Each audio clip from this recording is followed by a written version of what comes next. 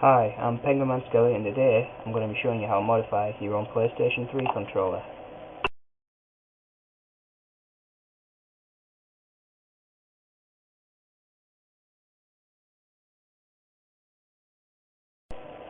Okay, so first thing you're going to need is your PlayStation 3 controller and your screwdriver. And what you're going to do is the four corners of the controller, and in the center of the controller there are 5 cross-headed screws. You're going to need to unscrew all of them, and then you're going to take off the back of the PlayStation controller. And when you get them all off, right, you've got to be careful when you're taking it off, otherwise you're going to snap this little flap here, where just below the start and select and the PlayStation button there's a little clasp there where the controller clips onto. So start and remove it from the top, very slowly, being careful, try not to snap anything, don't force it. And when you get it so far out, slide it upwards, and it should just pop off like that. There we go. And you'll be left with something that looks like that.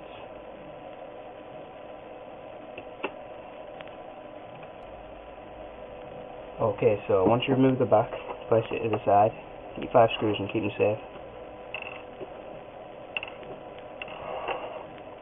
And then what you want to do is you want to remove the battery from here, and then you'll see here there's a little clip where you need to slide it out. It might be quite hard, but it does come out.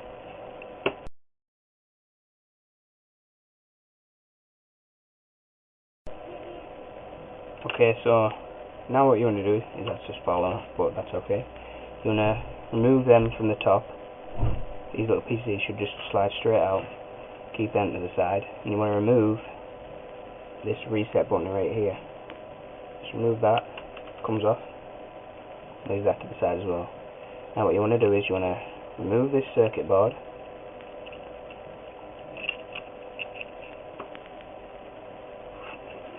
And you'll be left with just that there. And just leave this to the side for a second. Okay, so now you should be left with this here. Okay, so now what you want to do is you want to carefully lift. Okay, if you turn it over, you'll see a little pin on the back here, right into this top corner here. So you remove that pin.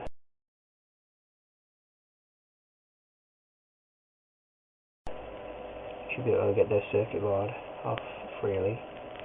And you'll notice that underneath the analog sticks, just behind them, you can't see it here, but maybe it will just see it there.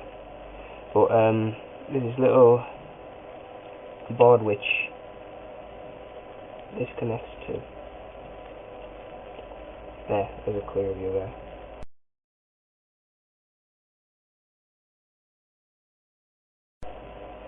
This little bit here, this board, it's inserted inside. So what you want to do is you want to remove that. Like just pulling up slightly. There you go. It removes like that.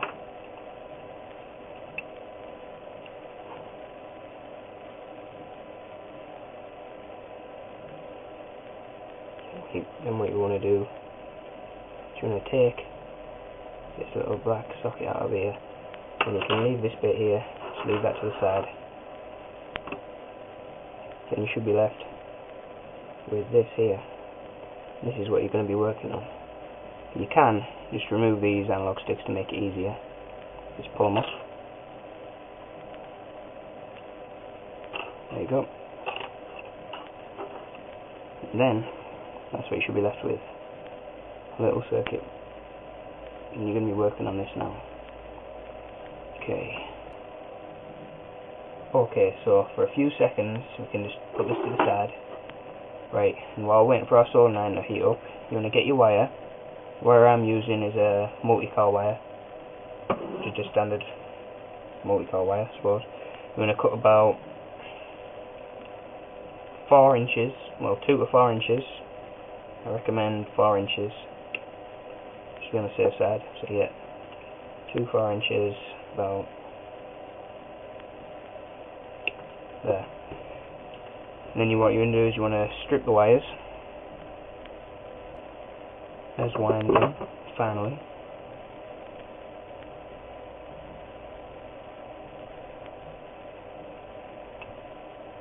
And there's the other end. And what you can do is you want to just twist the wires together. I'm sure you could use a single core wire as well, but for this I'm using a multi-core. Just twist them. Do this for both of them.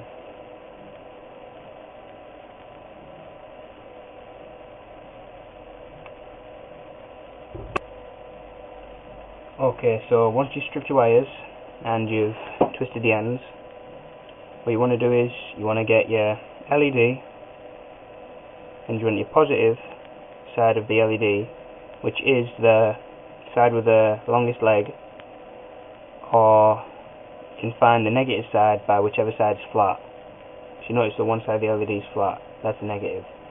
You want to bend your legs up,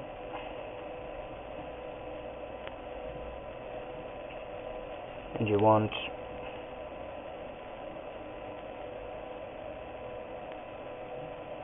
your positive to be facing left and your negative facing that way. When you get your resistor, just put it in as well, and that's how you're going to solder them all. Okay, so now what you want to do is you get the positive end to the side of the LED on. Should be if you've done it right. And what we're going to do is we're going to solder it onto the fourth one along in this white box.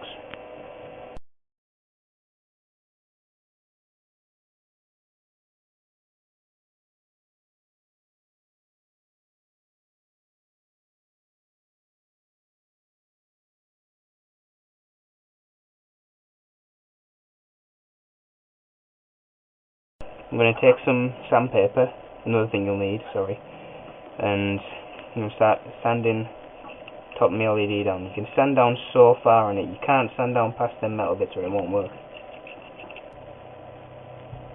Okay, so here's the LED now. As you can see, it's flat now. Shade a bit off it. Hopefully that will be the right size. You know the bit we took off earlier? This bit? Okay. See here, this little hole, that's where the LED goes through. So you're going to need to cut a little bit out the bottom here. Okay, so all I've done, it looks a bit messy from here, but it'll work, hopefully. Okay, as you can see, maybe you can, maybe you can't. But what I've done is I have basically put my soldering iron on there just to melt down the plastic so you can fit the legs in. It looks like that there.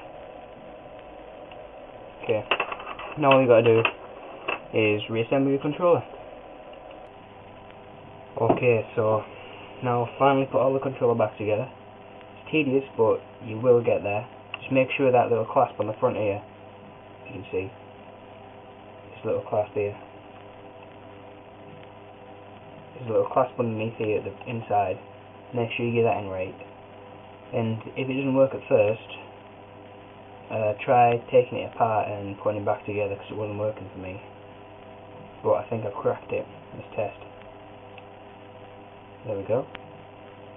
See the blue button? Watch in dark. It's now illuminated.